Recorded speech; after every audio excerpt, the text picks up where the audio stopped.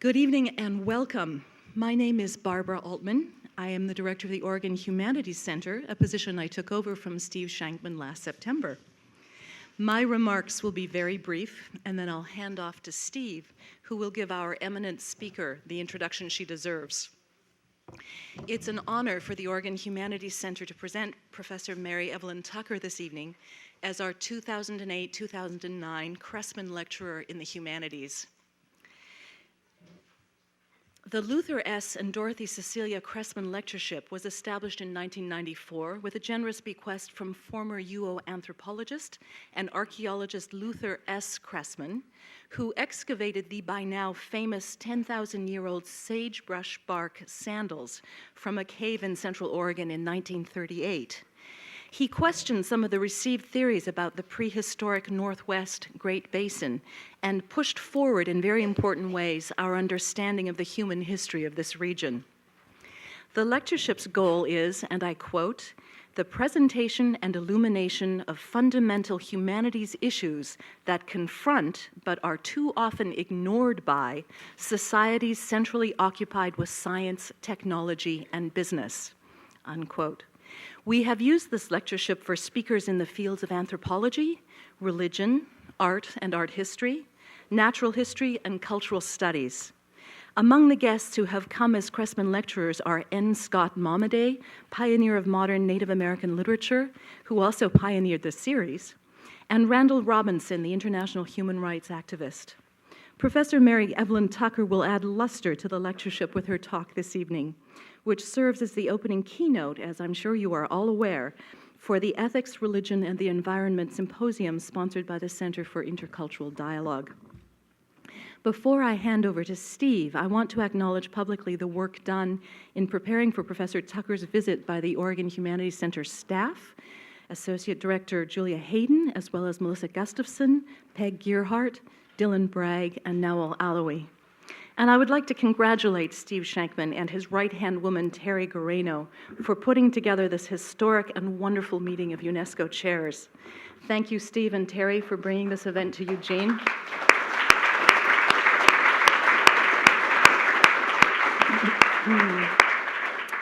And now I will hand over the mic to Steve, who will introduce Professor Tucker.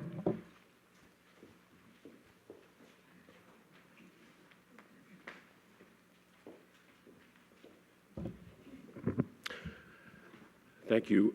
Thank you, Barbara. I want to acknowledge the Humanities Center and their contribution to tonight's keynote address, the Cressman Lecture. We couldn't have done it without them. Thank you very much, Barbara, and also to the staff of the Humanities Center.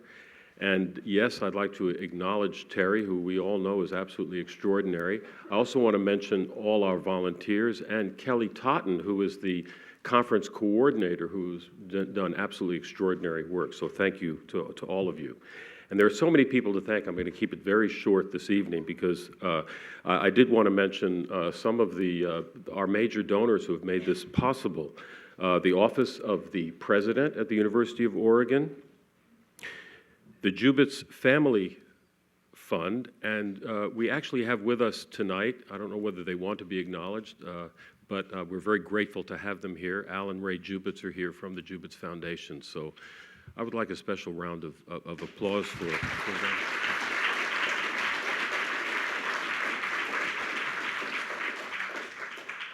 Other major help came from Lori Loke, also UNESCO. It wasn't that easy to do the contracts. The bureaucracy was interesting, but we're very grateful. We're very grateful to them.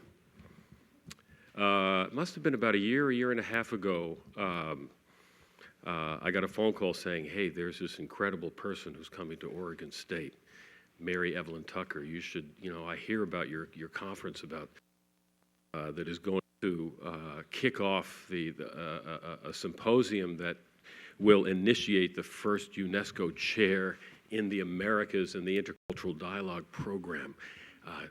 Have a look at Mary Evelyn. So I made the long journey to Corvallis, and I heard Mary Evelyn give a talk, and I thought, absolutely right on. And it is absolutely fabulous to have Mary Evelyn with us tonight. And we really couldn't have picked a more perfect person for this conference on ethics, religion, and the environment to give our keynote address. Mary Evelyn Tucker is a senior lecturer in religion and environment at Yale University, holding, and it always sounds so remarkable, joint appointments as a research scholar in the Divinity School and in the School of Forestry and Environmental Studies. What a fabulous combination and original combination. It's great when you take interdisciplinary work to that level. Also, the Department of Religious Studies at Yale, she's associated with. With John Grimm, she co-founded the Forum on Religion and Ecology, FOR. Tucker and Grimm also coordinated a 10-conference series on world religions and ecology at Harvard Center for the Study of World Religions. And Mary Evelyn has been a committee member of the Interfaith Partnership for the Environment at the United Nations Environmental Program since 1986, and is vice president of the American Teilhard Association. The author of many books on religion and ecology, she's recently published Worldly Wonder, Religions Enter Their Ecological Phase, Open Court Press. She's the editor of books on ecological views of Buddhism, Confucianism, and Hinduism, and she's published the volume Confucian Spirituality, co-edited with Du Wei Ming, and the Record of Great Doubts, the Philosophy of Qi. It's my great privilege to introduce to you tonight Professor Mary Evelyn Tucker.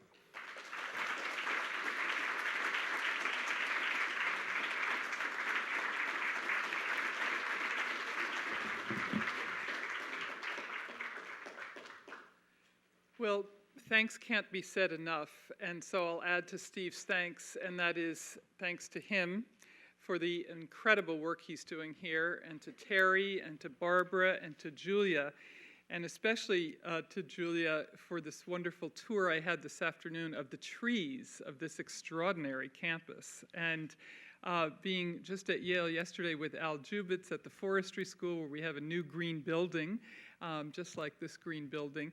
I want to say a special thanks to Al and to my colleagues at Yale for this wonderful opportunity to be, as you are here, in dialogue with one another, because I think this is what's needed so deeply.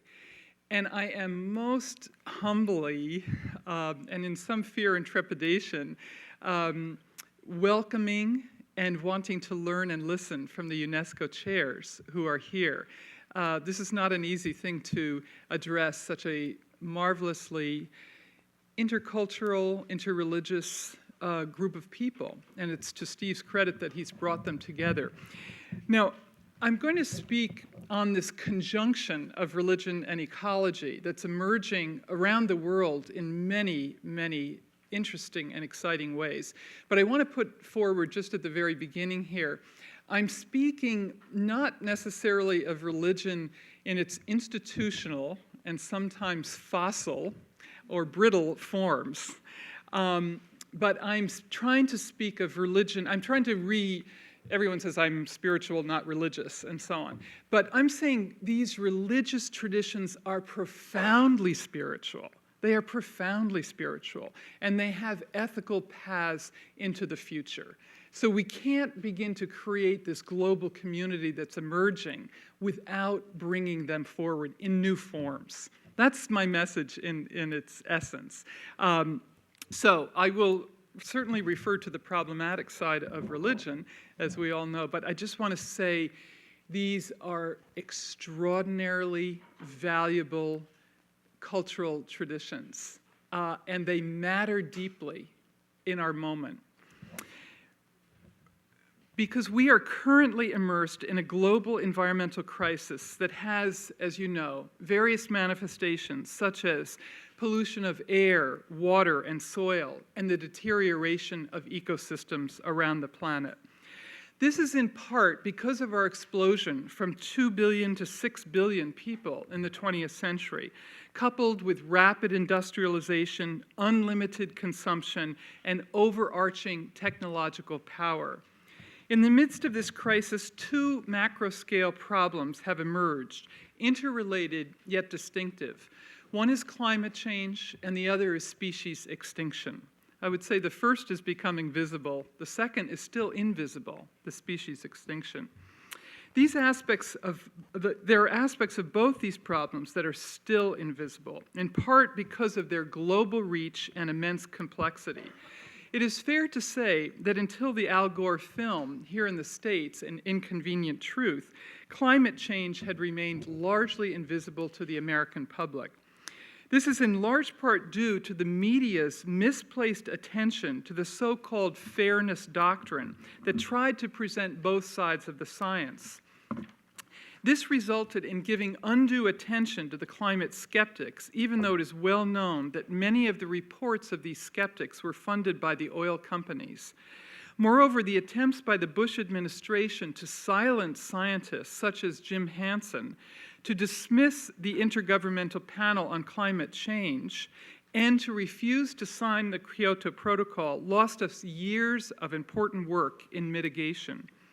The complexities of the issues surrounding climate change are undeniable.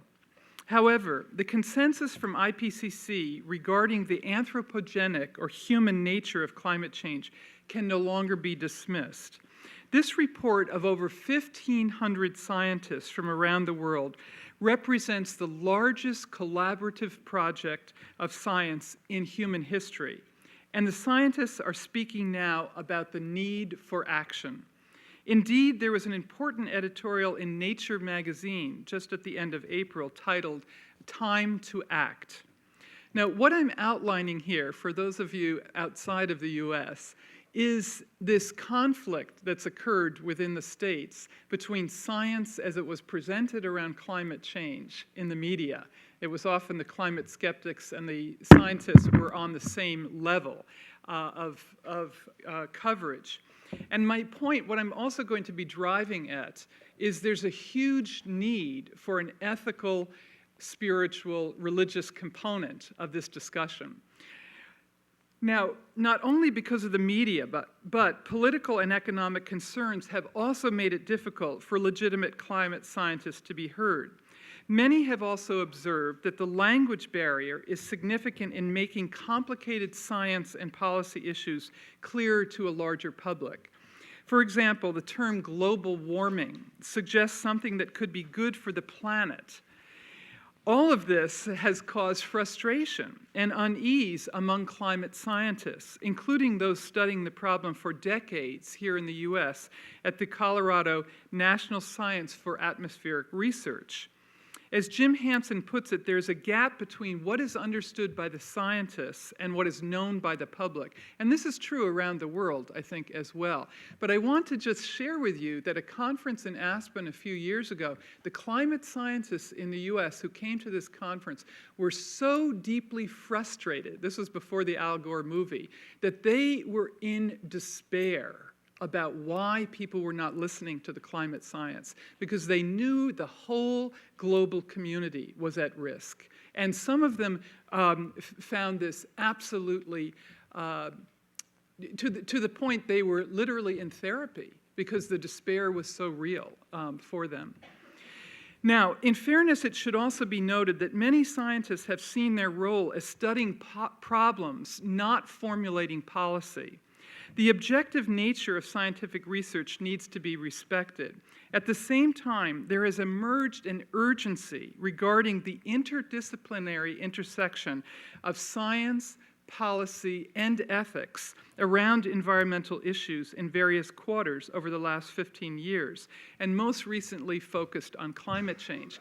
And I'm suggesting universities have been part of the problem, where science and policy drive academic issues around environment. And I'm suggesting that more is needed for this transition that we're into right now. So one of the earliest statements of the call of scientists for the humanities to enter into this discussion was about 15 years ago, in 1992, a warning to humanities, the Union of Concerned Scientists based in Cambridge, Massachusetts. Over 2,000 scientists, many Nobel laureates signed this. And it was calling for, this is the quote, "a new ethic is required, a new attitude towards discharging our responsibility for caring for ourselves and for the earth." This was one of the first alliances, if you see what I'm talking about, of science and the humanities, science and ethics around these issues. Now, 5 years later, right up here in Seattle, Jane Lubchenco, one of your great scientists at Oregon State, gave her presidential address at the American Association for the Advancement of Science, where she called for science to embrace a new contract with society in response to pressing environmental issues. I was there at that talk. She got a standing ovation. As you know, she's now in the administration in Washington, head of NOAA. But it was Jane Lubchenco, one of your Oregonians, who said science cannot be simply objective. It needs to be in the service of society and the larger global community. This is a shift, and a very, very important shift. Just yesterday, actually, at Yale, where the new dean who's coming in said, we must have knowledge for action. And students are asking for relevancy of their studies for this huge crisis that we are facing. The work of Bill Clark at Harvard, along with Bob Cates and Bob Carell, to create the field of sustainability sciences can be seen as a robust response to that challenge. Since their article in Science in 2001, there's been a growing interest in bringing the natural and social sciences together around a variety of pressing issues, including sustainable development and climate change. The IPCC report on climate change has also reflected this complex dialogue between science and social science. There's all kinds of arguments going on about what should be said, or should it just be the description, not the prescription, okay? Now, the contested nature of the role of science as objective research has been at the center of these debates, and it's ongoing at Yale, at Columbia, at the Earth Institute, and so on. So while I'm not proposing a solution to this extremely complex and multifaceted problem, I would suggest that it is worthy of consideration in future discussions, and humanities centers have a very important role to play around this. It would appear that sustainability science is growing steadily in this divide between scientific description of problems and policy prescriptions for solutions. The Yale Climate Initiative, for example, indicates this in their subtitle, Integrating Science and Solutions. And we will have as head of this new climate initiative, Picari, who's been chairing the IPCC, will come to Yale to chair this. At the same time as the natural and social sciences are finding new collaborative partnerships, the humanities are beginning to contribute, to contribute as well. While environmental history and literature are growing, philosophy and religious studies are joining the discussions. Within the field of philosophy, environmental ethics has a history of some 4 decades, beginning with the work of Baird Callicott and Holmes Ralston in the early 1970s. There has been a growth of publications by environmental ethicists, although they are searching still for a way to link more directly and effectively to policy discussions. In this last decade and a little bit more, a new field of religion and ecology has emerged within academia. Its rapid growth has been nothing less than remarkable, and its potential to affect change is significant because of the institutional dimensions of the world's religions. There's more than a billion Christians, there's more than a billion Muslims, there's more than a billion Hindus, there's more than a billion Confucian peoples in China.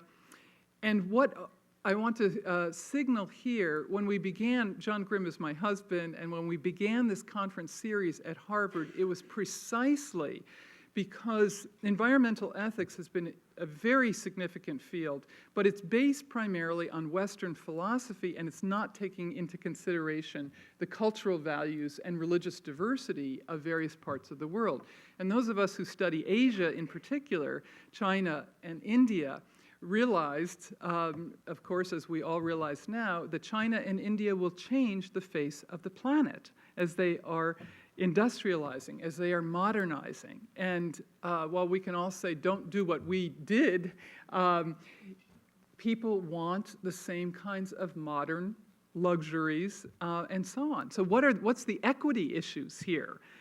This is clearly developing world, first world, third world, and so on. I want to signal here a thinker who's sitting in the audience, Chet Bowers, who's given a huge amount of thought to worldviews, which is what we're also trying to bring into the mix. What constitutes the worldview of modernity? He's been one of the great critics of modernity and the problems that it has created with hyper-individualism and lack of community, and so on. So we're very much in alignment with his work, and we're trying, to, as I say, to bring in this diversity of cultural values. Clearly, as the Chinese speak to this issue, it's not going to have an Islamic flavor, except in Central Asia. It's going to have a Confucian, Buddhist, and Taoist flavor. And we met last summer with the Deputy Prime Minister for the Environment, Pan Yue, who is exceedingly interested in using Confucian values for an environmental ethics in China. And they have translated the 3 volumes from this Harvard series into Chinese. Now, this is against great odds. There's 1 billion people in China. This is a rapid, relentless modernity that's going forward, and it's very difficult to put a stop in that kind of process. But it is saying respecting cultural and religious diversity is absolutely crucial to forming a global community that's going to be sustainable in the long run.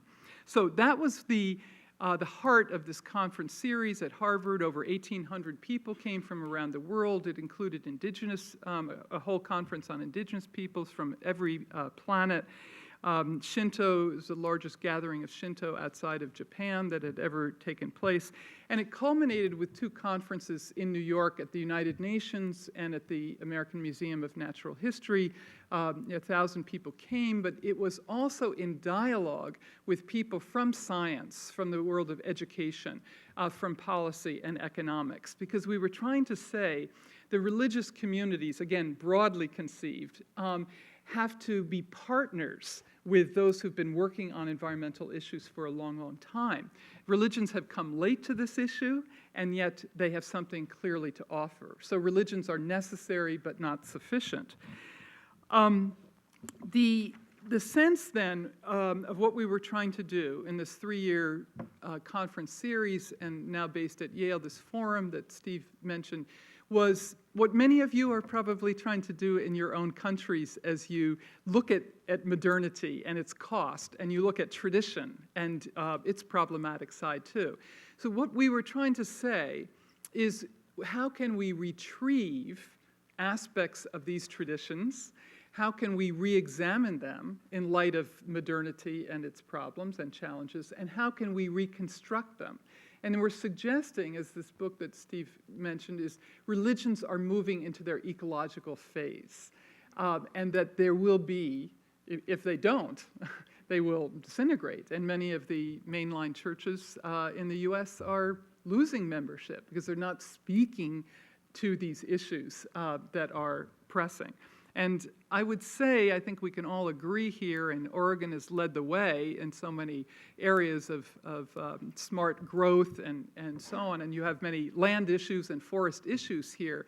But I think that we can all agree that this environmental problem with its many manifestations, including climate change and biodiversity and toxicities and so on, this is the largest, or these are the largest and most complex problems humans have ever had to face in our 150 years of being humans on this planet. We are at a very critical historical moment, and I think we all sense that, and we are looking for a way forward. Now, one of the first projects that we did after this conference series is what you have on your paper there, and that was bringing together representatives from the different world's religions and beginning to focus on climate change. And we had people speaking from the climate science, as well as Bill McKibben, who's become one of the very strong spokespersons on this issue, and then the ethics was folded in with Donald Brown. I would like to just highlight a few of the things that are happening in terms of this conjunction of religion and climate change. And I'm going to move towards the end of the talk to suggest a range of ethical issues that need to be highlighted around climate change. But nationally here in the US, there's a whole group of people who are working, you may probably have a group here in Oregon called Interfaith Power and Light that is working on auditing churches and synagogues and changing light bulbs to be more fuel efficient and so on. You also have statements that have come out of the Bishops' Conference in Washington, D.C. on global warming. They just did one on Earth Day, actually, a new St. Francis covenant. Now, some of these are not fully adequate to the task, but I just want to suggest that they are emerging. The global warming statement of the bishops is actually fairly good. Internationally, the World Council of Churches has been working on climate change for a long, long time. David Hallman, a Canadian, has followed this very, very carefully in the negotiations, the COP negotiations, and so on for more than a dozen years. The Vatican, as you may know, is carbon neutral, or moving towards being carbon neutral. I was at a conference on climate change at the Vatican about a year and a half ago, where you will be probably disturbed to know that climate skeptics were invited, but soon moved to the periphery. It wasn't a huge conference, and so they did not rule the roost. But I think there's some hope that the Pope will actually do an encyclical on the environment, a letter to the faithful, and that will reach 1 billion people. Now, again, all of this is by way of saying not only within the religions things are emerging, and I also want to just highlight two other cases very briefly, and we can talk about this in the discussion period. Up in Alberta, Canada, where you know the tar sand, the extraction of oil from the tar shale up there has created thousands of acres of absolute destruction. And the Bishop of Alberta has called this environmental devastation, and this is a moral issue, and spoken very strongly. In the Philippines, I happen to use examples from the bishops at this moment, but there's many other religions that are doing this kind of work. But the bishops in the Philippines did a statement 20 years ago called, "We're destroying our beautiful land." But the one that just came out in December in the Philippines is saying we should have a moratorium on mining, on forestry, and all other extractive industries because it is such a serious situation. And again, I think many of you coming from various parts of the world know what the cost of this is. The sense is not only emerging within the religions. I want to simply highlight that a number of groups like the Club of Rome, who've been working on sustainability issues for a very long time, for 3 decades at least, the Talberg Forum in Sweden, Gorbachev has had several conferences called Earth Dialogues, is Ethics the Missing Link. In the European community, a lot of this activity has emerged that's been very heavily sustainability and science-driven, but more recently, within the last 10 years, involving also the ethical and spiritual issues. Gorbachev, incidentally, has been one of the great leaders of this sensibility, and I worked on the Earth Charter he was one of the chairs of that. But Gorbachev has recognized the environmental state of the planet for a very long time, and also that this is a profoundly spiritual issue. Let me then recapitulate a few points. And before I do that, I want to just come back also to Asia. As I mentioned, China is very interested in exploring their own traditions, but we also met in Korea last spring, and their academy is very keen to do a whole PhD in Confucianism and ecology. They've spoken to the Minister of the Environment and the Minister of Education in Korea to do a K-12 program on how Confucianism and ecology could be part of the curriculum. And we were in Taiwan in January, where this interest is also emerging. Again, I'm not saying this is, instant, it's not going to happen overnight, and so on, but cultural values matter, for sure. And so I'm just signaling some of the changes. The Greek Orthodox Patriarch has been one of the very key leaders of this issue. He's based in Istanbul, but he has done water symposium all throughout Europe and also in the Amazon, in Greenland, and you will be very happy to know we've been on a number of these, but he's coming to the States in October to do one on the Mississippi River as well, to highlight the problems that are right here. He was waiting for a certain shift in the government to come back. So, okay, now let me recapitulate then a few points here about religion and ecology, and then I'll go into this final part on ethics and climate change.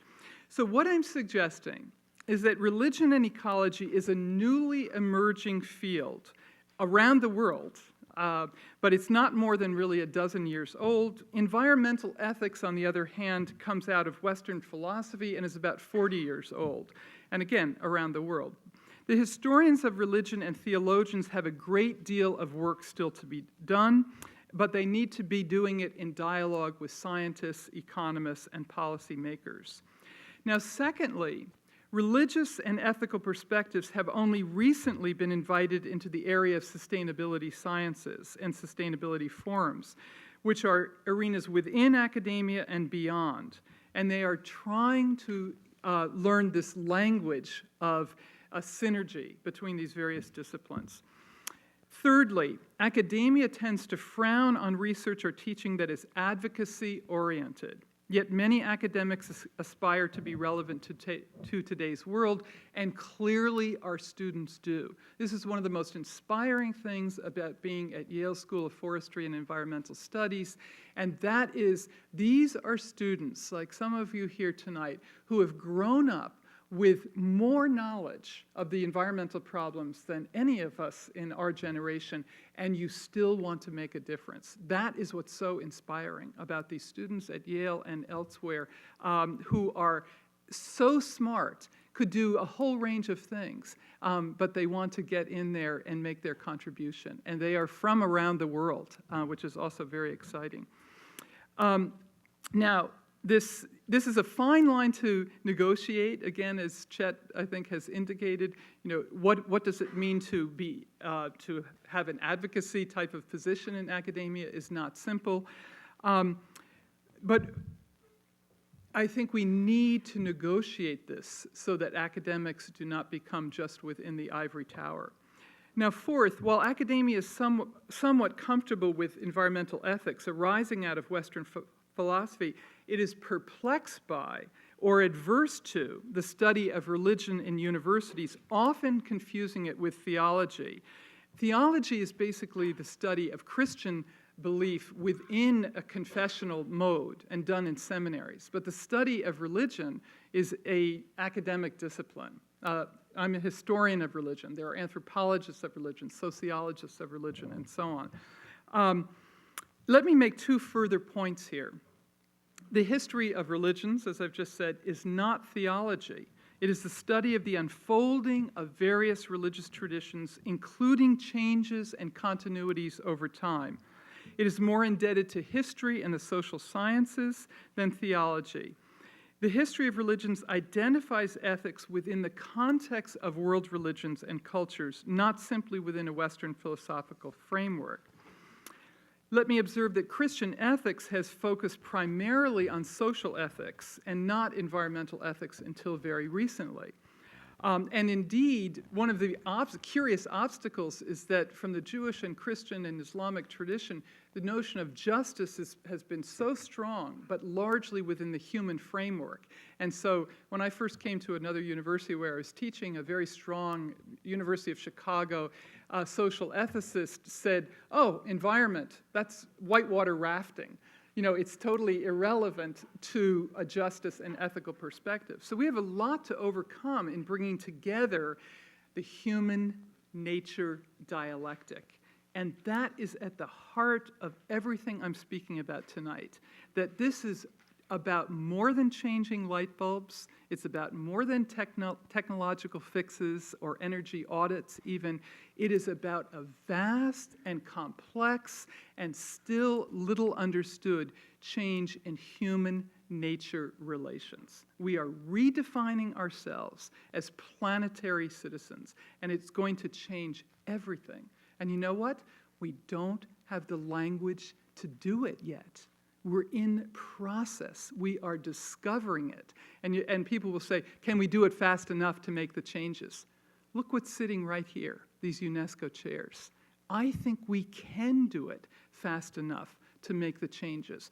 But it is a profound, inexorable, spiritual and ethical process, and we can't leave that out, even in academia that likes to keep it out. That's what I'm speaking about here. It is central to who we are as humans.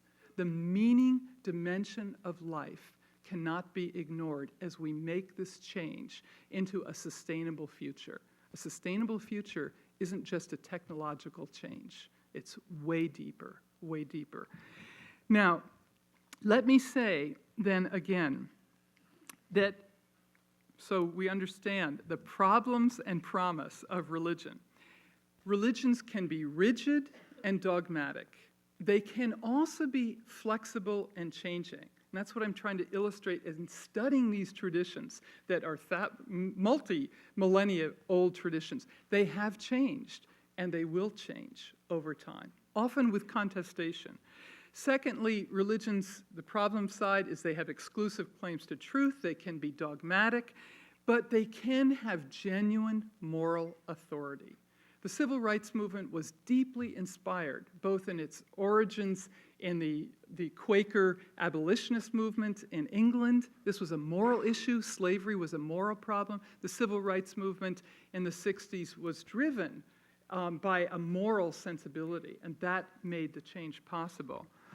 Thirdly, otherworldly concerns have been important in world religions, but also valuing this world. An incarnational sensibility of Christianity is profoundly this world-oriented. Matter matters. The Confucian sensibility as well. East Asia is very much this worldly oriented. Fourth, hierarchy. There's lots of hierarchy, and we can say things about women's issues and so on in all of the world's religions, for sure. But the world's religions also stand for equity, justice, and fairness, and it's bringing that forward into this new dynamic sensibility.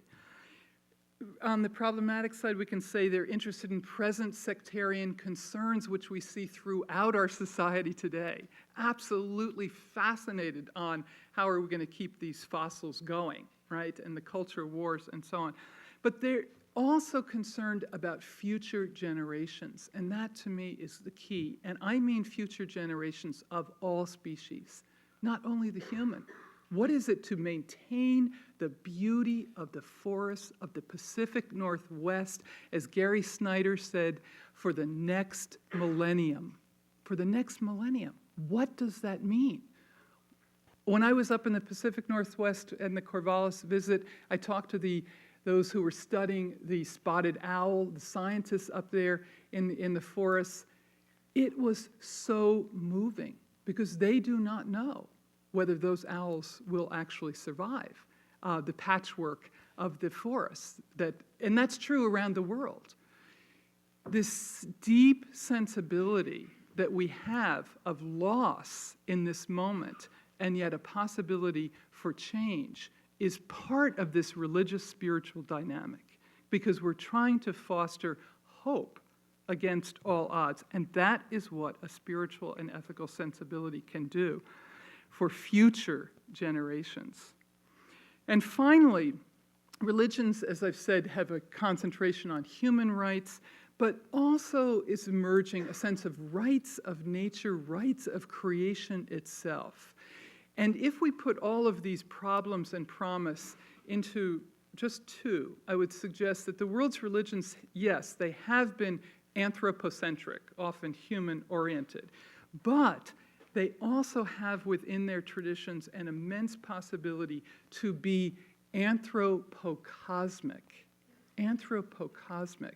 And I would suggest Eastern Christianity, in its Russian Orthodox and its Greek Orthodox form, has that sense of the microcosm of the human, the macrocosm of the universe, and that we are pulsating live beings within a living and sacred universe. This is very much part of the world's religions. So that anthropocosmic sensibility, we are not simply economic animals. And certainly our present financial meltdown is showing that. We are not just consumers, clearly, and consumption has led to dis-ease, huge dis-ease in our own society. So finally then, let me turn to the ethical challenges of climate change to suggest in what ways the world's religions might become effective partners regarding the ethical implications of this all-encompassing challenge. All-encompassing challenge. And by the way, I do think this sense of challenge and intergenerational handshake is what we need to give those in our schools, our universities, or not in our schools and universities, but we need to give that challenge to the next generation. We are here with you. We are here for you. We invite you into this transition. And I think that's why the politics of this last year has said this next generation wants to be involved. They want to make a difference, clearly. My primary point, then, is this partnership needs to be about long-term thinking, namely for longer-range interest in the stock market or quarterly financial reports. The long-term means highlighting the common good of the Earth community, people, species, land, water, air, and future generations. It means, fundamentally, holding up a deep sense of wonder, awe, and beauty. Wonder, awe, and beauty at the immense complexity in which we dwell and have our being and have our hopes and dream. This is a dreaming blue-green planet, and we are the reflexive people on this dreaming blue-green planet. And that's the partnership, too, with science. Scientists are much inspired by this immense complexity and intricacy from the cell, the atom, to the stars and the galaxies, these layered, nested elements of complexity which we are only beginning to understand. And I would suggest this partnership of religion, science, and ethics especially can be, not yet, but it will be, around this sensibility that we are part of a universe story that is 13.7 billion years old of cosmic evolution, 4.5 billion years old of Earth evolution, that we as latecomers to this amazing process, this truly sacred universe, we are only 150,000 years of Homo sapiens sapiens. And the big challenge is how we will earn the sapiens part of that title, how we will earn it, how we become life-enhancing beings on a life-giving planet. This is a life-giving planet. We want to be life-enhancing beings working with these processes. Okay, here's the conclusion. For the essential ethical question is, what does the flourishing of the Earth community require? What does it require? That's our ethical question. Here are a few suggestions. It requires a deep understanding of the intrinsic value of nature. It's not utilitarian. It's not just for our own use. The intrinsic value of nature. You live in one of the most beautiful parts of the planet. You know this in your souls. That's why you live here. It's something that brings you alive in ways that no city probably will ever. You live in a magical, extraordinary part of the world, the Northwest Coast, this immense discovery of what this lecture was endowed by 10,000 years of people living, breathing with these forests, with this greenery, with this extraordinarily complex ecosystem. 10,000 years. In 100 years, we have changed it greatly, all across the planet. So this sense then of preserving the flourishing of nature is of immense importance for the continuity of life itself, for the continuity of life itself. We need to be reminded of this complexity, of the cycles of air and water and soil. The biodiversity that lives amidst these systems are of inestimable worth. It's not a financial value that you can put onto this diversity. So this sensibility then, could we be the cause of the destruction of creation that has taken so long to evolve? That's the question we are facing. Could we be the cause of destruction of creation that has taken so long to evolve? So, intrinsic value of nature. Secondly, environmental degradation is an ethical issue. It's a moral issue. It is absolutely a moral issue. To reverse the role of humans in destroying the atmosphere and thereby adversely affecting all ecosystems and causing biodiversity loss so that we are in a sixth extinction period. A sixth extinction period, which means we are changing it on the level of a geological era. We are ending the Cenozoic era because of our presence on the planet and the loss of biodiversity. Thirdly, environmental rights for present and future generations. It will be absolutely necessary to expand the notion of human rights to include environmental rights to a healthy atmosphere and biosphere for future generations. To do this, we need to consider the rights to information, public participation, and justice regarding environmental issues. And this has been set forth in the Aarhus Convention in 1994. Fourth, distributive justice. We will need to consider our moral responsibility to the poor and to those most vulnerable to the effects of climate change. The millions of impoverished on the coastal areas of Bangladesh and other parts of the world, millions and millions of people. The hundreds of thousands of African Americans in New Orleans after Hurricane Katrina. I'm driving to the airport this morning to Kennedy and talking to a friend who is driving me. We have been able in New York to rebuild every stadium in the last couple years. Mets, Yankees, and Jets. We've not been able to rebuild New Orleans. Incredible. Yankee Stadium alone is over $1 billion. There are tickets behind home plate that are $1,200 a shot. Yes, exactly. And it's showing up on the TV. Distributive justice. Distributive justice. Even the elderly in Europe, 50,000 people died from the heat wave in 2004 in Europe, 15,000 in Paris, in Paris alone. The group of small island nations are already suing the developed world, and the U.S. in particular, in the UN. The Tuvalu citizens are being relocated to New Zealand from the Pacific Island. Fifth, the precautionary principle. It's very hard for Americans to take in any notion of a precautionary principle, even though Barry Commoner told us years ago, stop it at the source and you won't have a problem at the other end.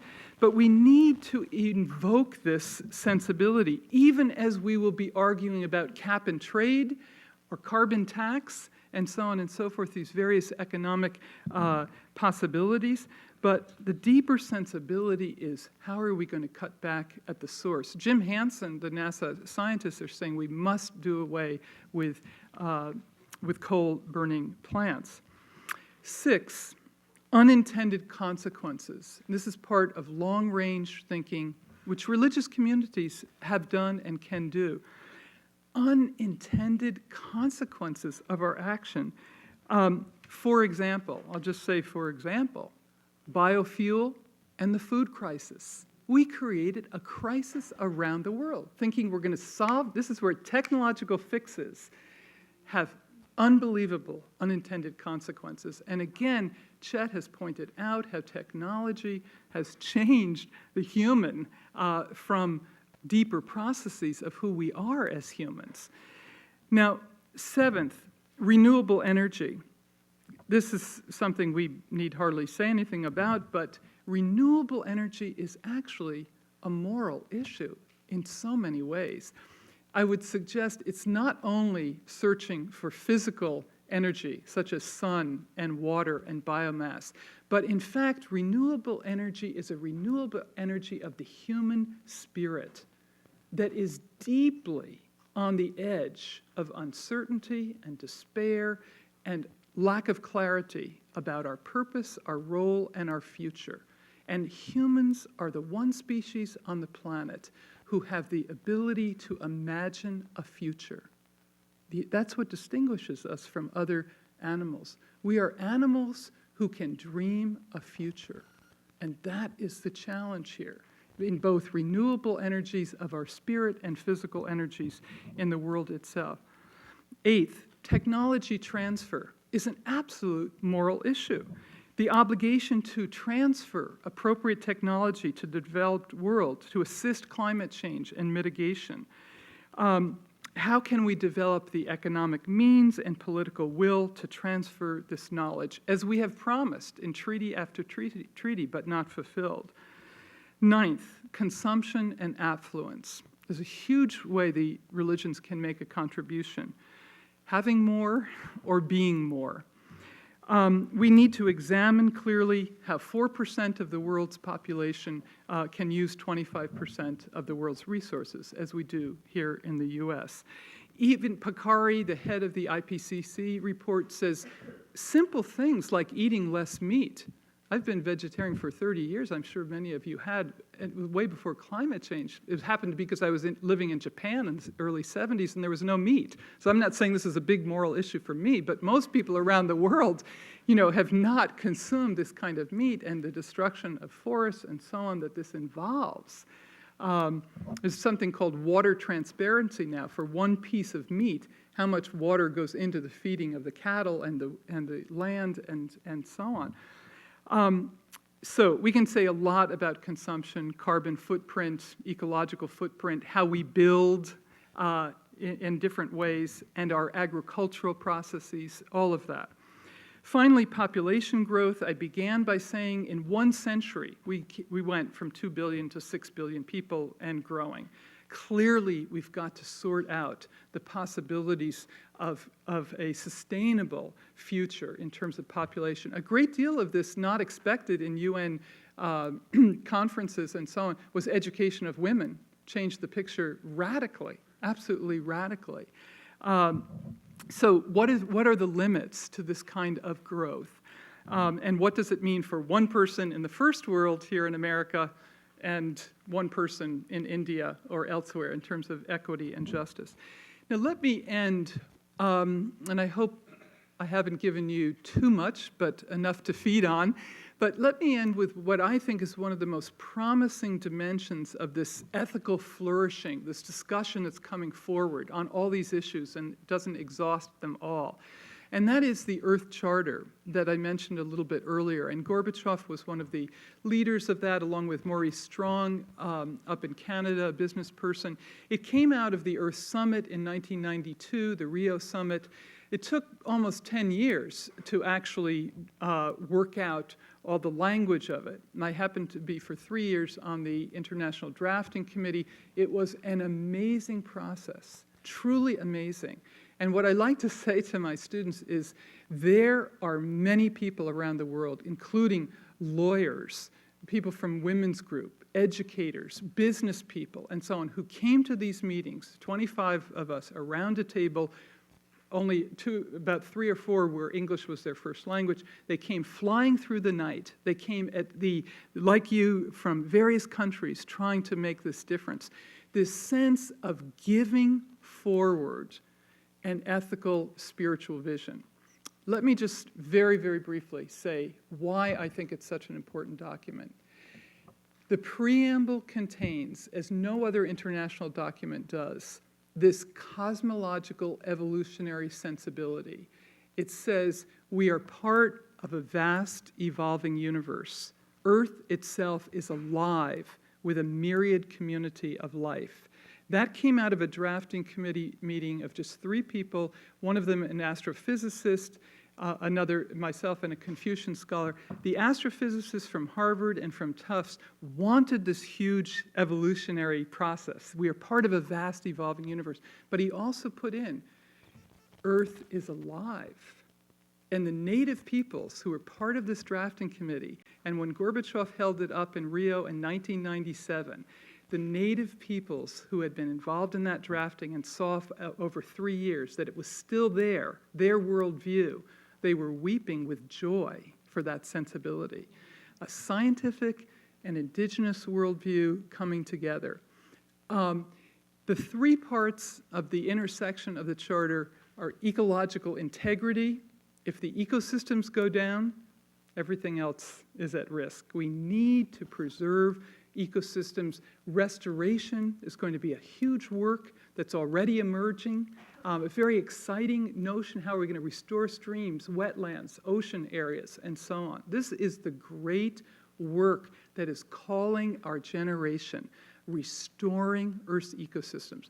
So that part of ecological integrity, much more complex than I'm highlighting, but the middle section is social and economic justice. The human issues need to fit into the Earth issues. So human-Earth relations, equity, distribution, fairness, and so on have to be part of this new sensibility.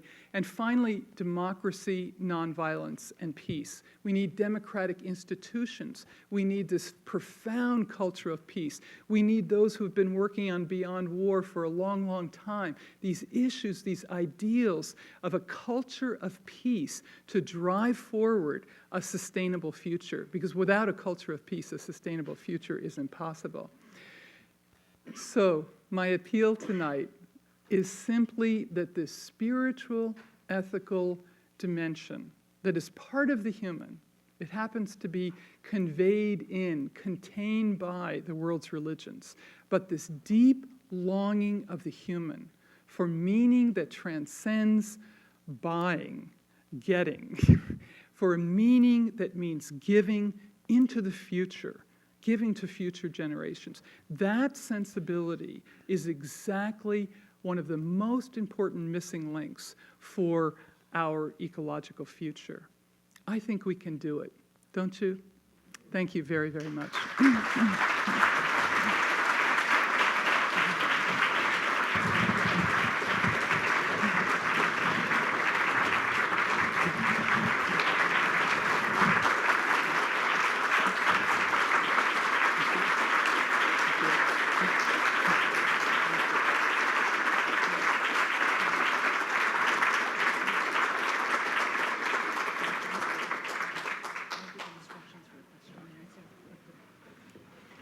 Professor Tucker has said that she will take question and answer.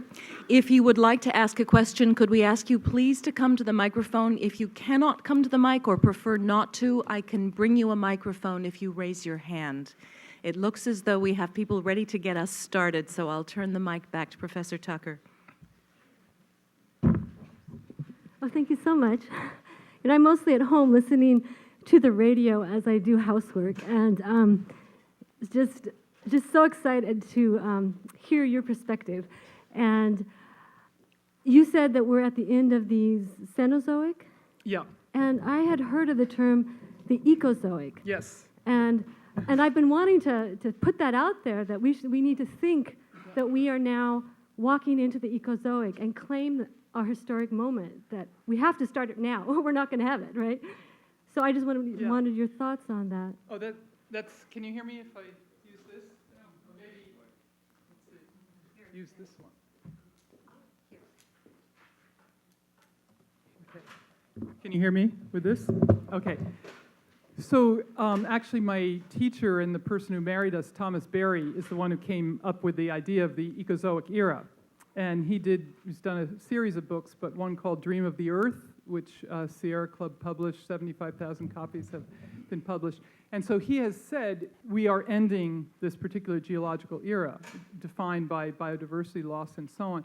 But there's also a climate scientist, Paul Crutzen, who speaks about the Anthropocene era. which he dates from sort of the Industrial Revolution, 1784, the sense of the engine of industrialization. So we are definitely ending an era. Our presence is huge, but I love your point, and this is very much Thomas Berry's point. And when I was referring to the great work of our time, that's also what Thomas Berry is speaking about. And he's saying the Ecozoic era that is emerging is these new ecological economics, new green building, new and old organic agriculture, and so on. That is definitely what defines the Ecozoic era. So thank you. Great, thank you. Bless you. I appreciate the list of items that you suggested religion could work with on ecology, but one of the major tools that we have to work on those things with is our money system. That is our way of communicating internationally through language barriers and whatnot. And right now our money system is in essence bankrupt. Mm-hmm. And so we don't have a gold standard anymore, but what we do need ecologically is a pH standard for our oceans. We need a carbon standard. And what we have with our present money system is essentially what has been borrowed or taken from the carrying capacity of the planet. I believe what we have to do is somehow address through religion, because I think that's our best tool, or our best means of addressing this tool, but we have to redefine the hammer. We have to make our money mean something that actually, when we go and trade at the store, it means something that is honest. Whereas right now it isn't. It just plain isn't. Yeah, that's such a great point, and I really have to add it more self-consciously. I think you're absolutely right into this talk. I think I'm not one to comment on this meltdown. Many people have, but I think we all understand it as a redefinition along these lines of what we really value. You see, which is why I'm beginning here with the intrinsic value of nature, is very much in alignment with what you've just said. And that we're not economic animals exclusively by any means. I think what's exciting is that we have a number of people who've thought through ecological economics, including David Korten up here in the Pacific Northwest, Richard Norgard down at Berkeley, and so on. There's an ecological, economic society, Bob Costanza, and so on. So I think we have some of the tools to do this, to make the transition. And I think these ideas are clearly moving into center practice in certain ways, and that a re-evaluating, we can't have an economy without the Earth's economy. That's the bottom line. And we are derivative of Earth in every kind of way. There's not going to be any dividends unless we have healthy ecosystems. So anyway, we could speak a lot about this, but thank you for your point. It's absolutely, I think, on target and needed.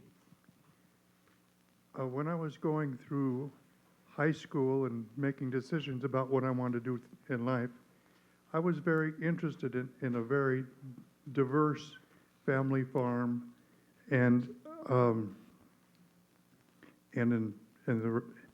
enjoying wildlife.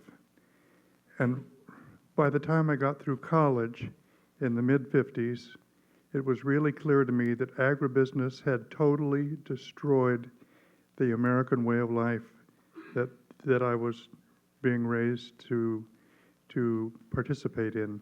That letting an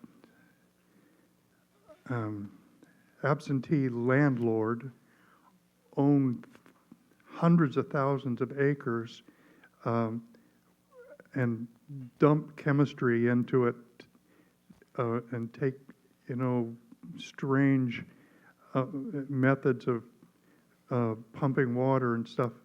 It lost the whole ethics and purpose that I thought was important in life. Yeah. Well, again, I think many, many people in this room would agree deeply that agribusiness has been a huge downfall. And My husband is from North Dakota and had a family farm, and so we understand this, what happened, 15 years ago, 20 years ago with the destruction of the family farm. But also the CSA, Community Supported Agriculture, is the fastest growing part of agriculture right now. And clearly, I think the whole food crisis, whether it's food from China or the worry about unsafe food, even here in our own country, is, I think, going to be a driver. I mean, frankly, I think food and children, will be the great modes of change. We have to eat every day. Healthy food, which, again, on the West Coast, I think you have got a much richer understanding of. And all of the religions, too, worked within these cycles of agricultural cycles and so on. Thanksgiving, death, rebirth, et cetera. This is why they feed us physically, but also spiritually. So, thank you for your point, and it's at the heart of everything, absolutely everything, food, I think, and the land. I think you stood up first, but.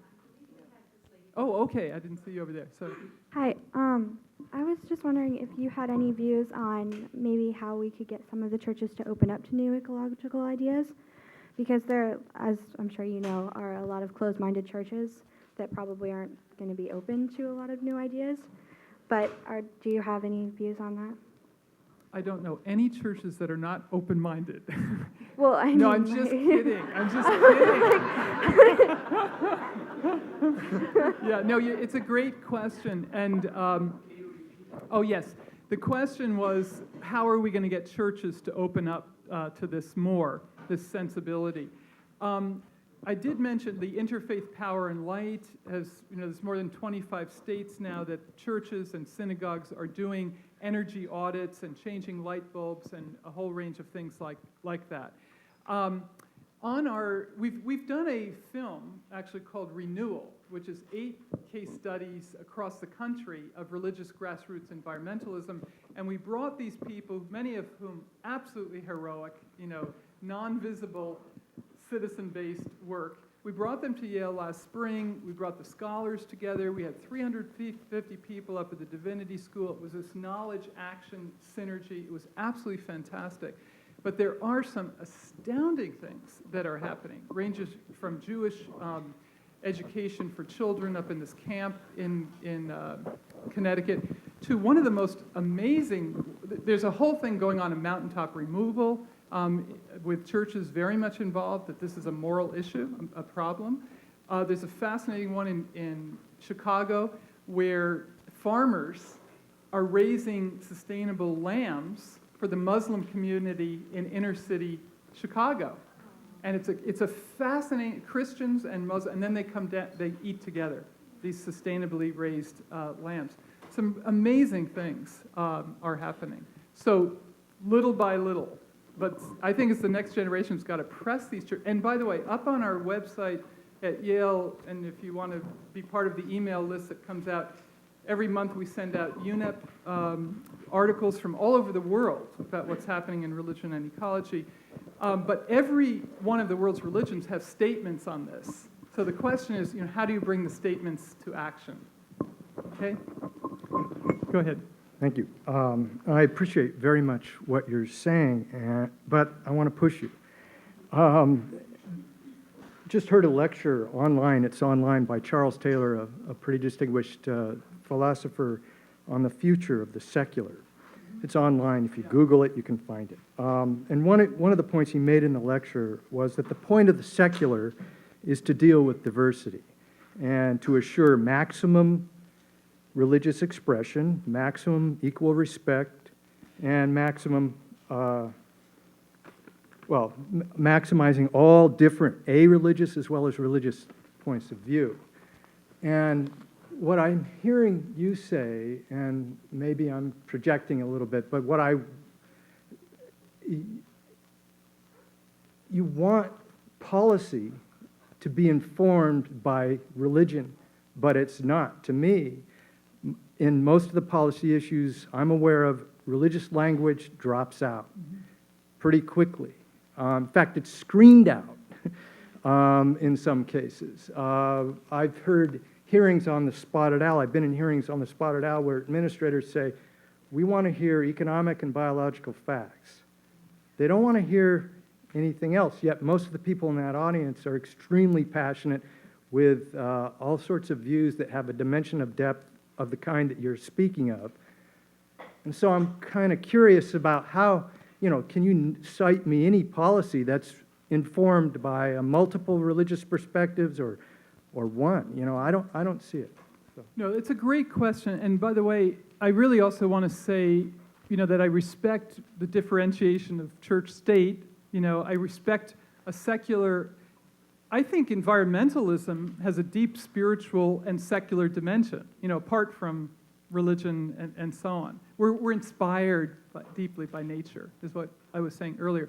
But Charles Taylor and even Derrida, the French deconstructionists, are talking about, they're concerned about the absence of the sacred in the secular, okay?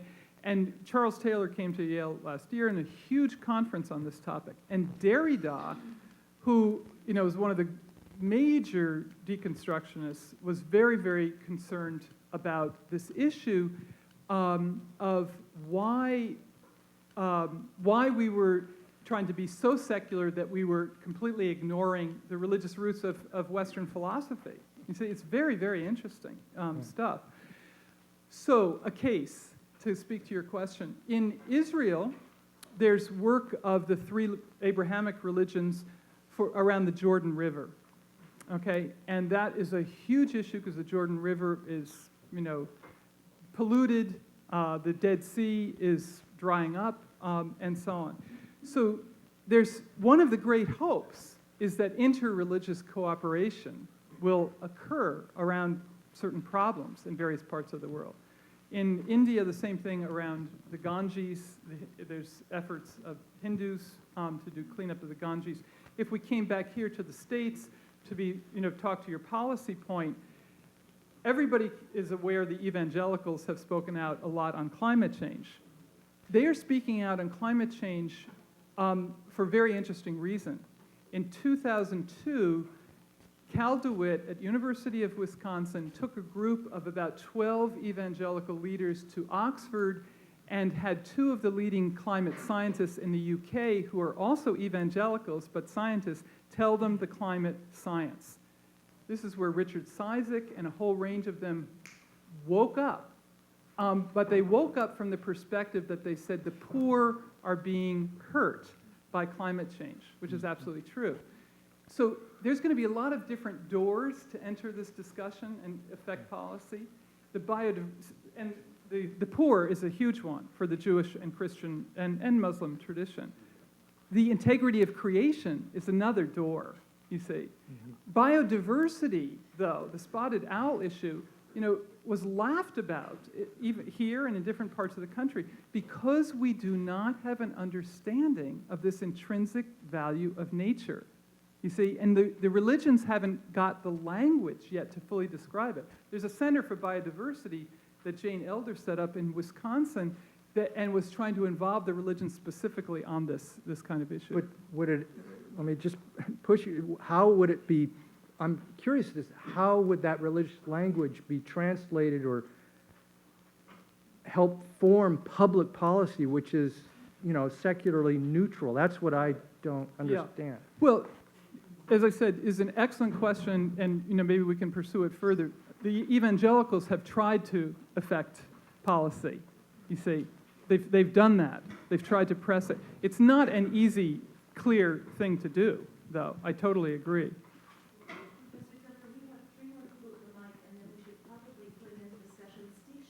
To make a few organizational remarks before we leave the room. Okay. But we can certainly take the folks who are at the mic now. Okay, good. Thank you.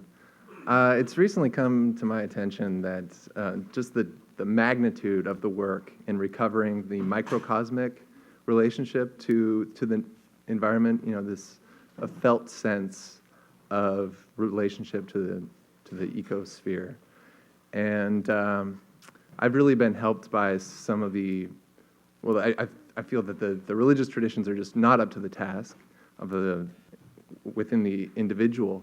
But I was really helped by some of the storytelling traditions and the poetry traditions and ecological, just nature experience, and helping and doing the meaning making with other people in the environment is such an important way to get a foothold to reconstruct a more what do you call it? Anthrocosmic, or Michael Meade calls it the mesocosm in the middle.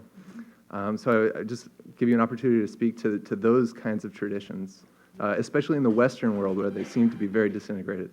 Thank you so much. I am deeply interested in the poetic nature writing tradition, and Orion Magazine, I've been involved with them, and Kathleen Dean Moore up here at Corvallis at Oregon State has been, there's so many fantastic nature writers. We have a renaissance of nature writers and storytellers who are very much in line with what you've just said.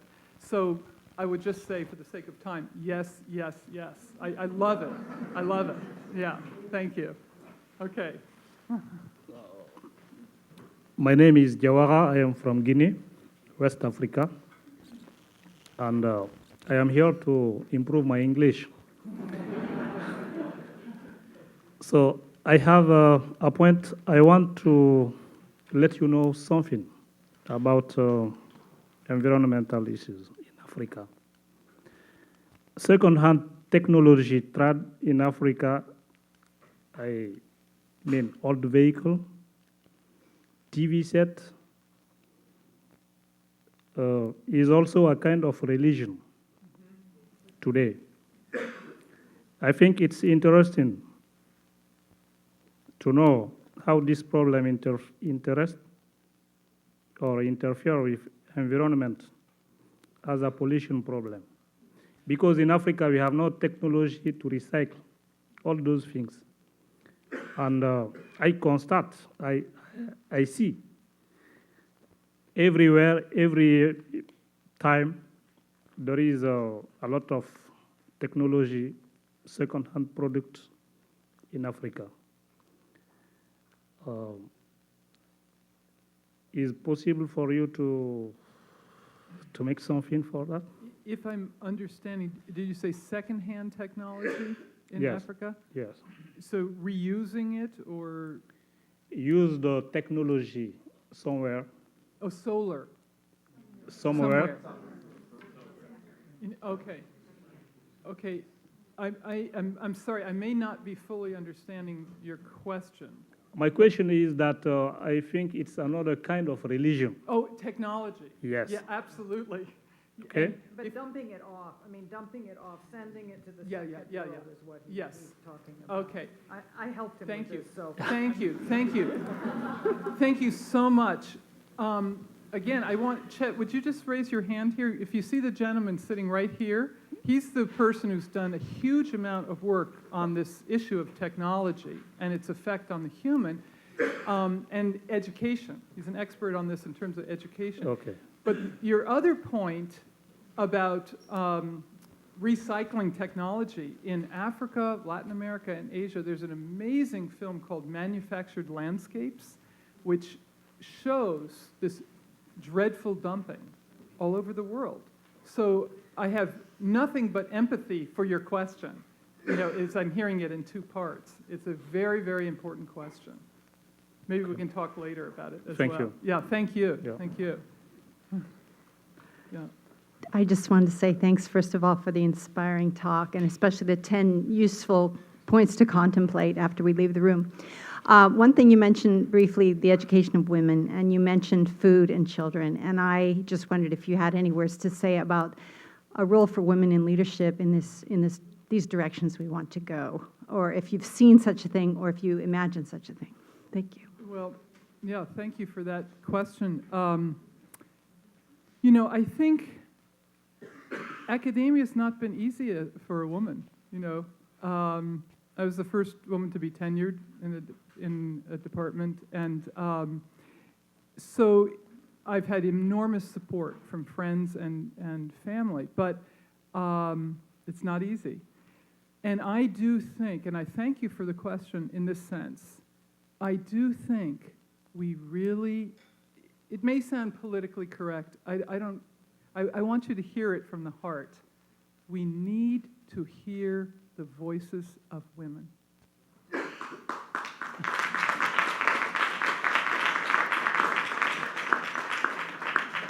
This is more than political correctness, and it comes back to the gentleman's question about poetry. The language of the heart, and I'm sorry, but there's a feminine language of the heart that's deeply intuitive, deeply poetic, and understands this interface of nature and humans. It absolutely needs to be articulated. I hope you'll be a leader in that too. Thank you. Final question. Thank you very. Does it work? Thank you very much for your most inspiring address. Several decades ago, I was a foreign exchange student in North Dakota. Very cold. Europe. And well, I'm a Dutchman. I'm a UNESCO professor in Austria. And my teacher of speech taught me that there are two kinds of addresses. So one is informative, and people will say that was very interesting, and we will now hear the next one. And the other kind of speech, he says, moves, is performative, and the people react only in one way. They say, let us march. Your speech was such a speech tonight. It was most informative, but also most inspiring. And I just want to say thank you. And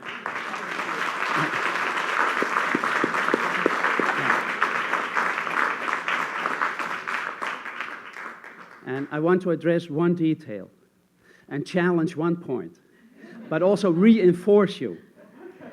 And that is what you said about theology. Theology is a highly academic discipline in Northwestern Europe. It's an important faculty within the academia. You distinguish tonight between theology, which is a thing for the seminaries, and the study of religions, which is the academia. We theologians, we belong to the academia. And so much what you have said tonight and what you said about religions is also at the heart of theology. Eco-theology belongs to theology. We've been fighting for that for decades. So please accept us as an ally. We are at your side.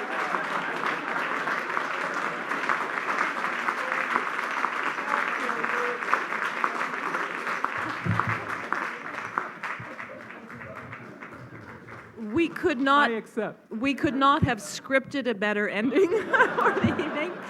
But before we do, one more round of applause for Professor Tucker. Steve has a few things to.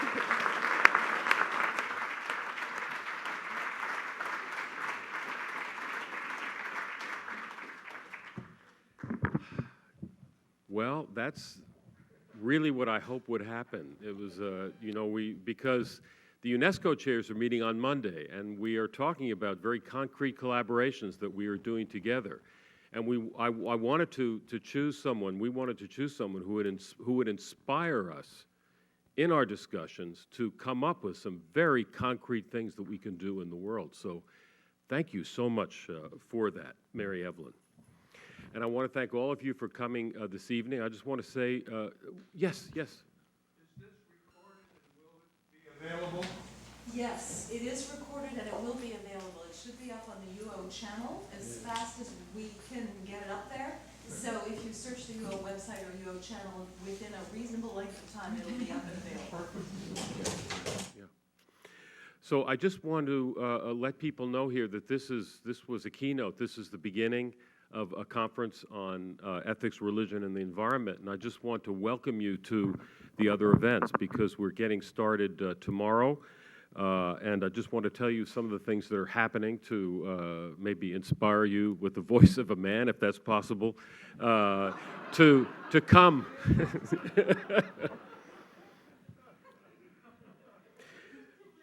Yeah, I try very hard. I have no choice, actually, and I'm happy for that. I'm happy for that. So at 1 o'clock tomorrow, we're going to begin with the Dean of the Honors College, David Frank, who is going to give us a very, very interesting and very timely and important talk on the founding of UNESCO. I think that will be very interesting. And again, his talk is at 1 p.m. in the Ford Lecture Hall of the Jordan Schnitzer Museum of Art. We're also going to hear from Stein Willemstad, the Deputy Secretary General of Religions for Peace.